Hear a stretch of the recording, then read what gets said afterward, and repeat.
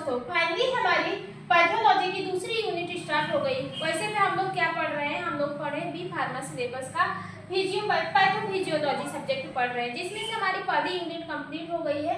और आज हम कौन सा पढ़ेंगे, दूसरी यूनिट पढ़ेंगे। ठीक है, पैथोलॉजी के दूसरी यूनिट पढ़ेंगे। तो ये कौन सा सब्जेक्ट है, हम लोग पहले किस सब्जेक्ट की बात है, हम लोग कौन सा कोर्स पढ़ रहे हैं, बी फार्मा के बारे में पढ़ रहे हैं। ठीक है, बी फार्मा क्या होता है, उसकी मतलब बी फार्मा के सिलेबस को हम आपको पढ़ाते हैं। तो बी फार्मा में हमारा जो सब्जेक्ट है वो है पैथोफिजियोलॉजी। पैथोफिजियोलॉजी फर्स्ट यूनिट हमारी अच्छे से कंप्लीट हो गई है। आप लोग अगर उसको देख के इसको पढ़ेंगे तो आप लोग को बहुत अच्छा समझ में आएगा। ठीक है, फिर इसके बाद जो सेकेंड यूनिट है, सेकेंड यूनिट में देखिए कार्डियोवैस्कुलर सिस्टम दिया है, रिस्पायरेटरी सिस्टम दिया है और रेनल सिस्टम दिया है। तो इसके सिस्टम के बारे में पढ़ना है। किसके बारे में पढ़ना है, सिस्टम के बारे में पढ़ना है। अब देखो पैथोफिजियोलॉजी में हम लोग किसकी स्टडी करते हैं, डिजीज की स्टडी करते हैं। किसकी स्टडी करते हैं, डिजीज, किसी बीमारी की स्टडी करते हैं। तो यहाँ पे सिस्टम का क्या मतलब है, ये सिस्टम का मतलब होता है कि जैसे सिस्टम क्या होते हैं, कम्युनिकेशन, कम्युनिटी। जब ढेर सारे ऑर्गन मिल जाते हैं, जैसे कि जब ढेर सारे लोग मिलकर क्या बोलते हैं, ग्रुप बनाते हैं। जब ढेर सारे लोग मिलकर एक ग्रुप बनाते हैं उसको कम्युनिटी बोलते हैं। तो वैसे एक सिस्टम भी होता है, जब ढेर सारे लोग मिल जाते हैं तो एक सिस्टम बन जाता है। ठीक है, तो वैसे हमारे बॉडी में एक ऐसा सिस्टम होता है जो हमारे बॉडी में 12 टाइप के सिस्टम प्रेजेंस है। सबसे पहले हमारा कार्डियोवैस्कुलर सिस्टम आता है। कार्डियोवैस्कुलर सिस्टम सबसे पहले नर्वस आता है, लेकिन इसमें सिलेबस में दिया है तो कार्डियो बोलते रहे हैं। तो कार्डियोवैस्कुलर सिस्टम ढेर सारे ऑर्गन से मिलकर बने हैं। किससे मिलकर बने हैं, ढेर सारे ऑर्गन से मिलकर बने हैं। अगर कार्डियोवैस्कुलर सिस्टम में कोई भी बीमारी होती है तो जैसे तो कार्डियोवैस्कुलर सिस्टम में क्या होता है, कार्डियोवैस्कुलर सिस्टम हमारे ढेर सारे ऑर्गन से मिलकर बने होते हैं। जैसे हार्ट, क्या हो गया, हार्ट का काम क्या रहता है, ब्लड को पंप करना। हार्ट का काम क्या रहता है, ब्लड को पंप करना। ये नॉर्मल कंडीशन में अपना काम कर रहा है। ठीक है, क्या हो रहा है, नॉर्मल कंडीशन में अपना काम कर रहा है। लेकिन अगर इसका फंक्शन इम्बैलेंस हो गया या फिर इननॉर्मल हो गया तो ये क्या करता है, अपना फंक्शन पूरी तरह से परफॉर्म नहीं कर पाता है। या देखिए इसका काम क्या है, ब्लड को पंप करना। भाई अब ब्लड को कम पंप करेगा तो भी प्रॉब्लम, ब्लड को ज्यादा पंप करेगा तो भी प्रॉब्लम। भाई कम पंप कर रहा है तो वहां पे आपको हाइपो टेंशन वाली बीमारी दिखेगी, और ज्यादा पंप कर रहा है वहां पे हाइपर टेंशन वाली बीमारी दिखेगी। इसका मतलब हार्ट क्या करता है, ब्लड को पंप करना। ब्लड क्या होता है, हमारे डिफरेंस बॉडी में क्या होता है, ट्रेवल करता है। ब्लड ही हमारे डिफरेंस बॉडी में क्या होता है, ट्रेवल करता है। ठीक है, इतनी बात समझ में आई। तो यहाँ पे इसका जो कार्डियोवैस्कुलर सिस्टम का मतलब होता है कि हमारा किससे रिलेटेड है, हार्ट से रिलेटेड है। हार्ट हमारा एक कार्डियोवैस्कुलर सिस्टम का पार्ट होता है। इसका मेन काम होता है ब्लड को पंपिंग करना। अगर ये नॉर्मल कंडीशन में आ गया, मीन्स को ब्लड को ज्यादा पंप करने लगेगा तो भी आपके बॉडी में प्रॉब्लम होगी, ब्लड को कम पंप करेगा तो भी आपके बॉडी में प्रॉब्लम होगी। तो कार्डियोवैस्कुलर सिस्टम में हम लोग बेसिकली इंट्रो तो देखते हैं कार्डियोवैस्कुलर सिस्टम का, लेकिन इसमें हम लोग डिजीज के बारे में पढ़ते हैं। भाई हमारा सब्जेक्ट कौन सा है, हमारा सब्जेक्ट है पैथोफिजियोलॉजी। तो हमने बताया था पैथोफिजियोलॉजी में हमेशा किसकी स्टडी होती है, किसी बीमारी या डिजीज की स्टडी होती है। भाई बीमारी कहाँ पे होगी, हमारे बॉडी में ना होगी। बीमारी कहाँ पे होगी, हमारे बॉडी में होगी। देखो जो दवा हम लोग खाते हैं, जो मेडिसिन देते हैं, उसका कोई अलग से एक्शन नहीं होता है। ठीक है, हम फार्माकोलॉजी पढ़ा रहे हैं, आप अगर उसको सिलेक्ट करेंगे तो आपको समझ में आएगा।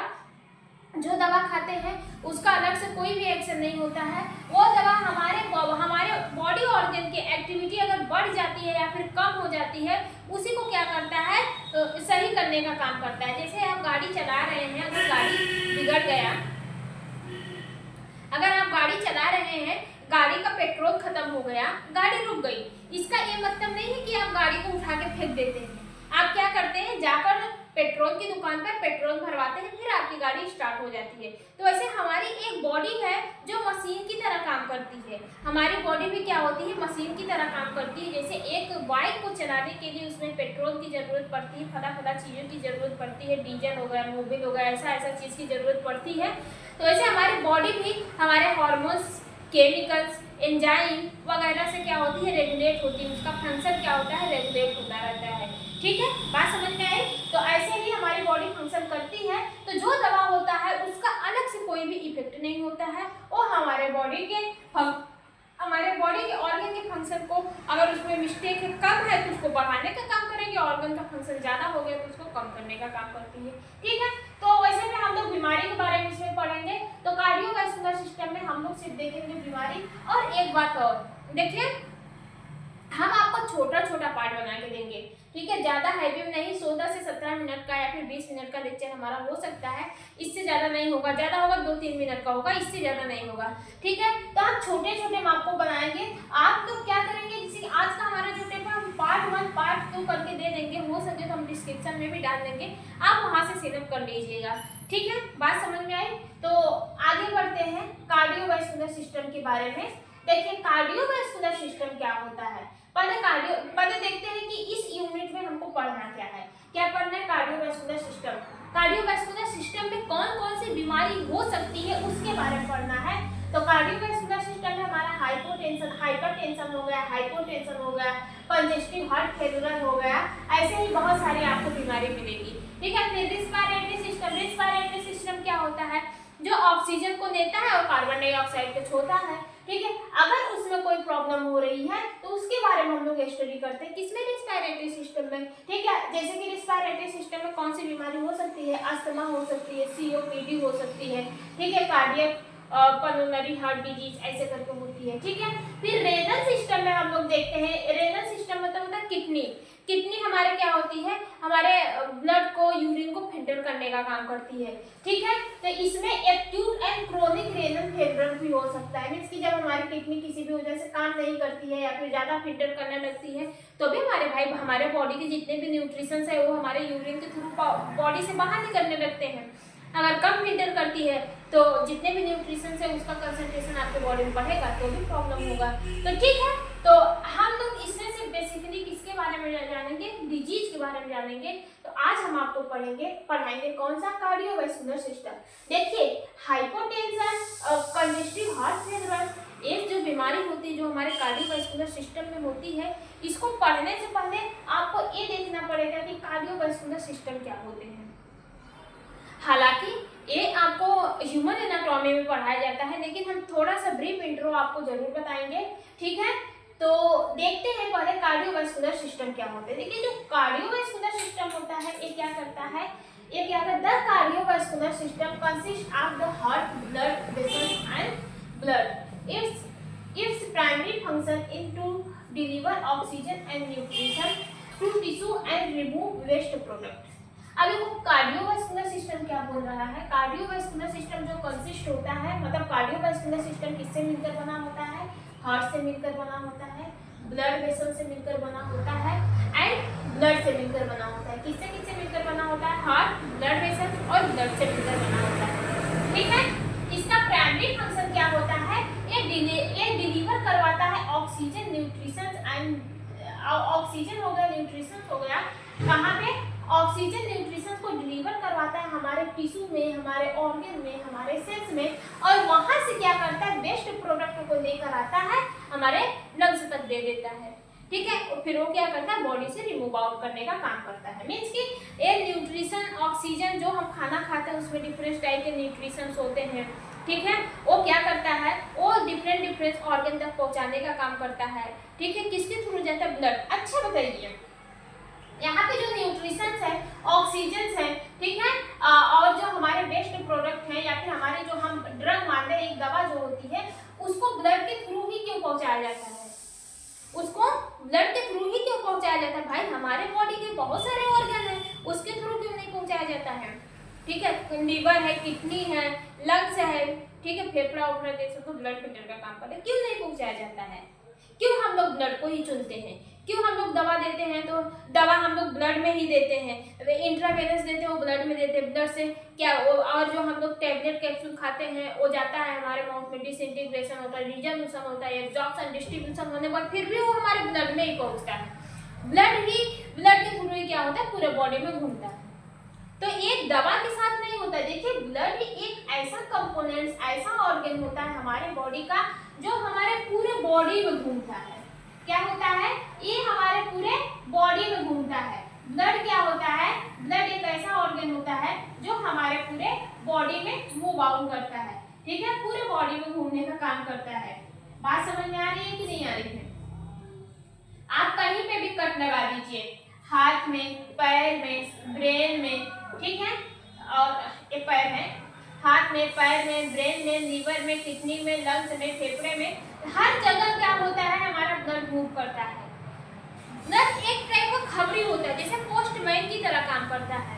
ये क्या करता है? पोस्टमैन की तरह काम करता है। ये सारे ऑर्गन में मींस कि सारे हमारे बॉडी के जितने भी चेंबर हैं, सारे चेंबर में घूमने का काम करता है, घूमता है, घूमता है, घूमता है, घूमता है।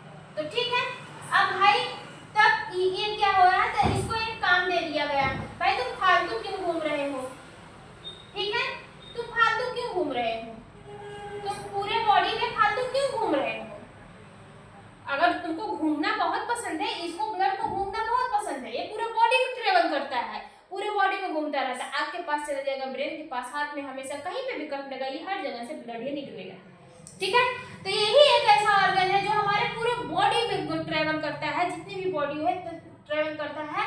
तो हमारा लंग्स क्या बोला, जैसे हार्ट हम पढ़ रहे हैं, तो हार्ट क्या बोल रहा है, हार्ट बोल रहा है कि तुम ऐसे ही क्यों घूम रहे हो, ठीक है, तुम अगर घूम ही रहे तो थोड़ा सा काम कर दो, थोड़ा सा काम कर दो। अब भाई हमारा क्या काम है, हम तुमको ब्लड दे रहे हैं, ठीक है, ब्लड दे रहे हैं, हमारी लार्ज इंटेस्टाइन क्या करती है, किंतु स्मॉल इंटेस्टाइन क्या करती है, किंतु हम जो न्यूट्रिशंस अपने अंदर से एब्जॉर्ब कर लिए, तुम उसको क्या करो, पूरे ऑर्गन तक पहुंचा दो। भाई हमारे जो न्यूट्रिशंस होते हैं, जो हम खाना खाते हैं, खाने में क्या पाए जाते हैं, डिफरेंट टाइप के न्यूट्रिशंस पाए जाते हैं, और डिफरेंट टाइप के न्यूट्रिशंस हमारे पूरे बॉडी सेल्स तक जाते हैं, पूरे बॉडी ऑर्गन तक जाते हैं, और उससे एनर्जी मिलती है, तो बॉडी अपना फंक्शन परफॉर्म कर पाती है।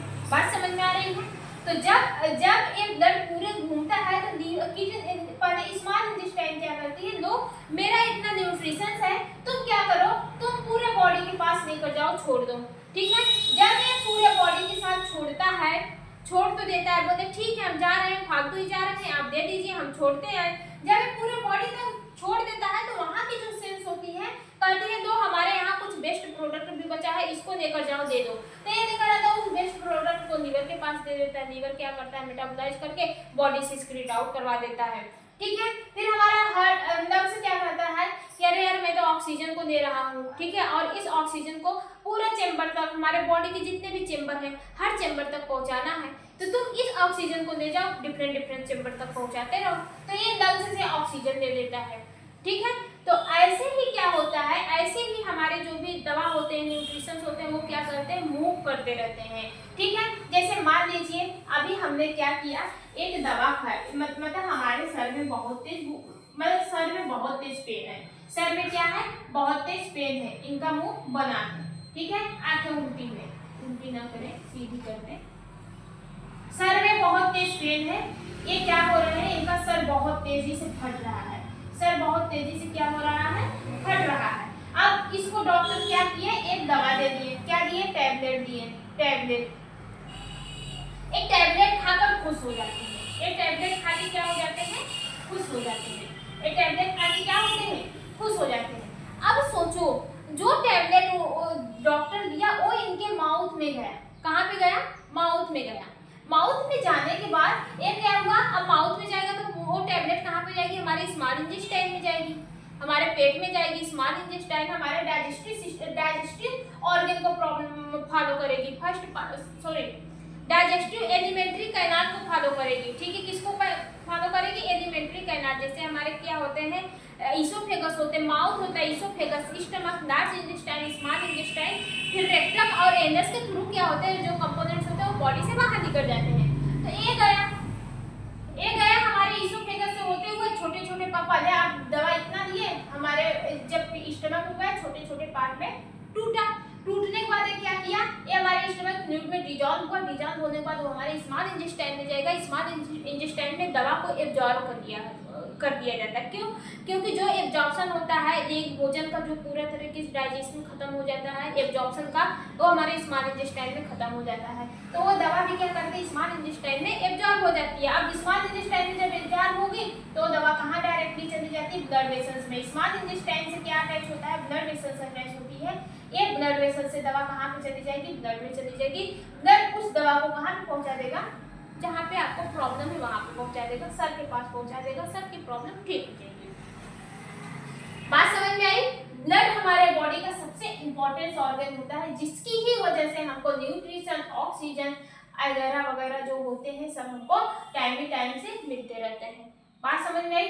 यहाँ पे ब्लड का क्या रोल है? ब्लड का यही रोल है कि ब्लड हमारे बॉडी में पूरी तरह से मूव करता है, पूरी तरह से मूव करता है। तो यहाँ पे जो होता है, जो ब्लड होते हैं, जो हमारा कार्डियोवैस्कुलर सिस्टम होता है, वह हार्ट से, ब्लड वेसल से और ब्लड से कंसिस्ट होता है।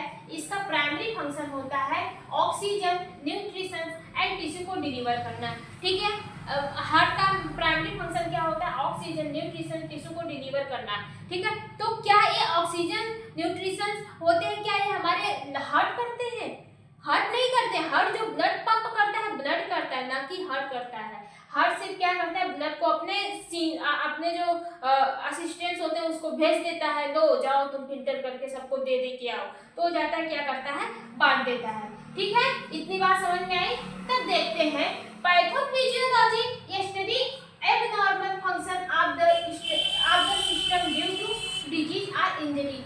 पैथोफिजियोलॉजी क्या होते हैं कि इसी की ये स्टडी करते हैं जब इसके फंक्शन में एबनॉर्मलिटी आ जाती है, मींस कि जब हमारा हार्ट पूरी तरह से काम नहीं करता है या फिर बहुत ज़्यादा काम करता है या फिर उसको प्रॉब्लम हो जाती है, काम नहीं कर पाता है, तो वो क्या एक बीमारी का रूप ले लेता है। ठीक है, तब अगर ज़्यादा काम करने लगेगा, ज़्यादा काम करेगा मीन्स कि ज़्यादा ब्लड पंप करेगा। जब ज़्यादा ब्लड पंप होगा तो हाइपरटेंशन होगा। कम काम करेगा मीन्स कि कम ब्लड पंप करेगा, तो कौन सी बीमारी होगी? हाइपोटेंशन होगी। तो पैथोफिजियोलॉजी में हम लोग बीमारी के बारे में पढ़ते हैं जब हार्ट अपना एबनॉर्मल कंडीशन में काम करना, अपना नॉर्मल कंडीशन में काम नहीं कर पाता है, तो एक बीमारी का रूप ले लेता है। उसी बीमारी को हम लोग किसमें पढ़ते हैं? पैथोफिजियोलॉजी में पढ़ते हैं। तो थोड़ा सा हम लोग इंट्रो देख लेते हैं हार्ट का। ठीक है, किसका इंट्रो देखते हैं? हार्ट का। ये हमारा क्या है? सॉरी, ये हमारा क्या है? हार्ट है। ठीक है, ये हमारा क्या है? हार्ट है। हार्ट की जो ये वेसल्स रहती है ना, ये यहाँ से ऐसे मोटी रहती है और यहाँ से आके पतली हो जाती है। ठीक है, सब लोग क्या करते हैं? इसको पहले ही गिरा देते हैं, तब जाके स्ट्रक्चर बिगड़ जाता है। ठीक है, और फिर यहाँ पे क्या होता है? दो चेम्बर लगे होते हैं। दो क्या लगे रहते हैं? दो ब्लड वेसल्स लगी होती हैं। कितने ब्लड वेसल्स हैं? दो ब्लड वेसल्स। ठीक है, फिर यहाँ से क्या होता है? यहाँ से एक वेन्स निकली होती है जो क्या करती है? जो पूरे बॉडी में से मूव करती है। ठीक है, बात समझ में आई? देखिए ना, तो समझने के लिए सिर्फ फिगर को बनाई हूँ। ठीक है, आप लोग अच्छे से देख के फिगर को बना लीजिएगा, सिर्फ हम समझने के लिए बनाए हैं। देखिए, हम देखते हैं पार्ट ऑफ हार्ट के कितने पार्ट होते हैं। ठीक है, हम सिर्फ इंपॉर्टेंट पार्ट देखेंगे जो सिर्फ हमारे ब्लड को पंप करने के लिए रिस्पॉन्सिबल होता है। अब देखिए, हमारा जो ब्लड होता है ना, जो ब्लड होता है वो मेनली कितने टाइप के होते हैं? 2 टाइप के होते हैं। एक होता है ऑक्सीजनेटेड ब्लड, ऑक्सीजनेटेड ब्लड, जिसको हम लोग शुद्ध ब्लड के नाम से भी जानते हैं। किस नाम से जानते हैं? शुद्ध ब्लड के नाम से भी जानते हैं। शुद्ध ब्लड के भी नाम से जानते हैं। एक होता है डीऑक्सीजनेटेड ब्लड। कौन सा? Deoxygenated blood. डीऑक्सीजनेटेड ब्लड को हम लोग अशुद्ध नाम से भी जानते हैं। किस नाम से? अशुद्ध ब्लड। शुद्ध ब्लड और अशुद्ध ब्लड। ब्लड मेनली हमारे बॉडी में 2 टाइप के होते हैं, शुद्ध ब्लड और अशुद्ध ब्लड। अब देखो, शुद्ध ब्लड क्या होता है और अशुद्ध ब्लड क्या होता है? जिसमें ऑक्सीजन मिला होता है उसको शुद्ध ब्लड कहते हैं, जिसमें ऑक्सीजन नहीं मिला होता है उसको अशुद्ध ब्लड कहते हैं। अब देखो, ये हमारा क्या है? मान लीजिए हमारा लंग्स है। क्या है? लंग्स है। ये हमारा क्या है? लंग्स है। अब लंग्स में लंग्स क्या करता है? रिस्पायरेशन में इन्वॉल्व होता है। किसमें? रिस्पायरेशन में पार्ट है, मींस की सांस को इसमें भर भर के क्या पाया जाएगा? ऑक्सीजन पाया जाएगा। भर भर के क्या पाया जाएगा? ऑक्सीजन पाया जाएगा। ये ऑक्सीजन को लेता है और कार्बन डाइऑक्साइड को रिमूव आउट करता है। रिमूव करता है किसको? CO2 को, कार्बन डाइऑक्साइड को रिमूव आउट करता है। अब देखो, यहाँ पे इसका हम सिर्फ समझाने के लिए बता रहे हैं। ठीक है, अब जो शुद्ध ब्लड होता है उसमें ऑक्सीजन मिला रहता है। अशुद्ध ब्लड उसे कहते हैं जिसमें ऑक्सीजन का कंसंट्रेशन नहीं होता है। तो इसका मतलब ये नहीं है कि वो ब्लड बेकार होता है। वो ब्लड को कहाँ पे भेजा जाता है? लंग्स में भेजा जाता है। क्यों? क्योंकि लंग्स के पास भर भर के ऑक्सीजन रहता है, वह उस ऑक्सीजन को ब्लड में मिक्स कर देता है।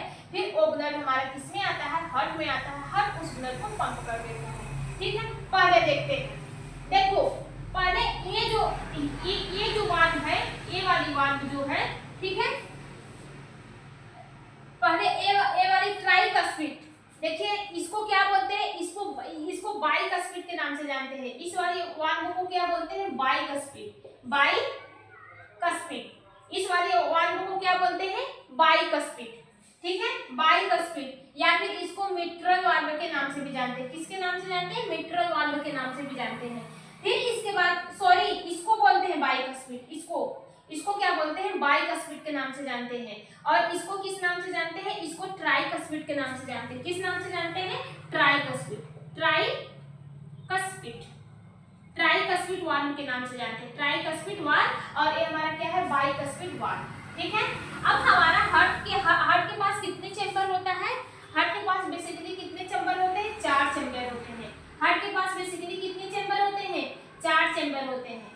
कौन कौन से होते हैं, एक आपका होता है राइट वेंट्रिकल, एक आपका होता है राइट आर्टरीज और राइट वेंट्रिकल। फिर होता है आपका लेफ्ट आर्टरीज और आपका होता है लेफ्ट वेंट्रिकल। ठीक है, हार्ट के कितने चैम्बर होते हैं, 4 चैम्बर होते हैं। कौन कौन सा, राइट, कौन सा होता है, वेंट्रिकल और आपका आर्टरीज, याद रखिए, वेंट्रिकल और आर्टरीज। ठीक है, लंग्स हमारे क्या होते हैं, जो राइट वाला होता है, ए वाला हमारा क्या है, राइट, तो इसमें 4 चैम्बर होते हैं। ठीक है, एक आपका ए वाला होगा, इसको क्या बोलते हैं, इसको बोलते हैं हम लोग राइट आर्टरीज। और ये नीचे वाला क्या है, राइट वेंट्रिकल। ए वाला क्या है, ये लेफ्ट आर्टरीज है और ए वाला क्या है, लेफ्ट वेंट्रिकल है। बात समझ में आई। हार्ट में कितने चैम्बर होते हैं, 4 चैम्बर होते हैं। Right ventricle, right ventricle, right arteries, left ventricle, left arteries. बात समझ में आ रही है कि नहीं आ रही है, 4 बात को हमने देख लिया। ठीक है, यहाँ पे 2, यहाँ पे 2। फिर इसके बाद जो ये नोड है, इस नोड को हम लोग ट्राइकस्पिड के नाम से जानते हैं और इस वाले नोड को हम लोग बाइकस्पिड के नाम से जानते हैं। अब देखो अब क्या है, पल्मोनरी वाल्व। ठीक है, पल्मोनरी वाल्व किसे कहते हैं, पल्मोनरी वेन्स। एक हमारी ये क्या हो गई, पल्मोनरी वाल्व हो गई। ठीक है, किस नाम से जानते हैं, पल्मोनरी वाल्व के नाम से जानते हैं। ये वाली हमारी क्या है, पल्मोनरी वाल्व है। कौन सी है, ये वाली जो वेन्स है वो क्या है, पल्मोनरी वाल्व। ये कौन सी है, ये दोनों वेन्स को किस नाम से जानते हैं, पल्मोनरी वाल्व के नाम से जानते हैं। ये क्या है, एरोटा है। कौन सा है, एरोटा। ठीक है, एरोटा को महाधमनी के नाम से जानते हैं। ठीक है, किसके नाम से जानते हैं, महाधमनी। फिर धमनी आएगा, ऐसे वगैरह आएगा। जब धमनी आपको पढ़ेंगे तब आपको समझ में आएगा। अब देखो इसकी कहानी क्या होती है। पहले हमारा क्या होता है, ये जो पल्मोनरी वाल्व है, पल्मोनरी वाल्व में क्या आता है, शुद्ध ब्लड आता है। कौन सा ब्लड आता है, शुद्ध ब्लड। शुद्ध ब्लड मतलब ऑक्सीजनेटेड ब्लड आता है। कौन सा आता है, ऑक्सीजनेटेड ब्लड आता है। ठीक है, ये ब्लड हमारा किसमें आता है, हमारे लेफ्ट वेंट्रिकल में आते हैं। किसमें आते हैं, लेफ्ट वेंट्रिकल में आते हैं। ये कौन सा है, शुद्ध ब्लड है। शुद्ध ब्लड हमारे लेफ्ट वेंट्रिकल में आते हैं। फिर लेफ्ट वेंट्रिकल देखो ये नीचे से ही खुलेगा। ये कहां से खुलेगा, नीचे से ही खुलेगा। इसको ऊपर से खोलने की कोशिश करेंगे तो ये वाला जो आपका बाइकस्पिड है, अगर ऊपर से खोलने की कोशिश करेंगे तो ये बंद हो जाएगा। ये वाला वाल्व क्या होता है, ये पहले आपका शुद्ध ब्लड किसमें आएगा, लेफ्ट वेंट्रिकल में आएगा। किसमें आएगा, लेफ्ट वेंट्रिकल में आएगा। लेफ्ट वेंट्रिकल के बाद सॉरी लेफ्ट आर्टरीज में आएगा। लेफ्ट आर्टरीज से वो होते हुए किसको, बाइकस्पिड से होते हुए किसमें आएगा, लेफ्ट वेंट्रिकल में आएगा। किसमें आएगा, लेफ्ट वेंट्रिकल में आएगा। फिर ये लेफ्ट वेंट्रिकल को क्या किया जाएगा, ये जो मसल्स होती है इसको पंप करने के लिए सहायता करती है। ठीक है, ये जो मसल्स होती है इस ब्लड को ऐसे फेंकती है, पंप करती है, ऊपर की तरफ फेंकती है। तो एक ब्लड हमारा किसमें चला जाता है, एक ब्लड हमारा एरोटा में चला जाता है। किसमें चला जाता है, एरोटा में। एरोटा से ही क्या करता है, ये ब्लड हमारे पूरे बॉडी में फैल जाता है। ठीक है, इसके भी बहुत सारे पार्ट होते हैं, वो हम बाद में बताएंगे। बस इतना समझिए, एरोटा से ही क्या होता है, ब्लड हमारा डिस्ट्रीब्यूट हो जाता है डिफरेंट बॉडी में। अब भाई जो नस होती है वो हमारे पूरे बॉडी में लगी है, तो नस में ही क्या हो जाते हैं, ब्लड पहुंच जाते हैं। ठीक है, इतनी बात समझ में आई। ये तो हो गया हमारा शुद्ध ब्लड था। ठीक है, अब देखो अशुद्ध ब्लड में क्या होता है, ये हमारा जो होता है, अब देखो ये हमारा ऑर्गन तक चला गया। अब ऑर्गन से और डीऑक्सीजनेटेड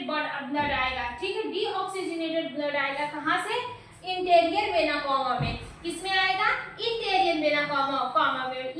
इस वाली वाल्व को क्या बोलते हैं, जैसे यहाँ से हमारे कौन से आते हैं, डीऑक्सीजनेटेड ब्लड आते हैं, डीऑक्सीजनेटेड ब्लड आ रहे हैं। तो ये कौन सा है, interior vena comma, interior vena comma, नीचे की तरफ आ रहे हैं ब्लड हमारे, कहाँ पे आएंगे, नीचे से। यहाँ से भी हमारे शुद्ध ब्लड जाएंगे, यहाँ से भी अशुद्ध आएंगे, यहाँ से इंटेरियर वेना कॉमा से अशुद्ध ब्लड आएंगे, किसमें आएंगे, हमारे राइट आर्टरीज में आएंगे, किसमें आएंगे, राइट आर्टरीज में। अब राइट आर्टरीज में ये हमारा क्या है, ट्राइकस्पिड है। ट्राइकस्पिड क्या करेगा, ओपन होगा, जैसे ब्लड इसमें आएगा ट्राइकस्पिड ओपन होगा।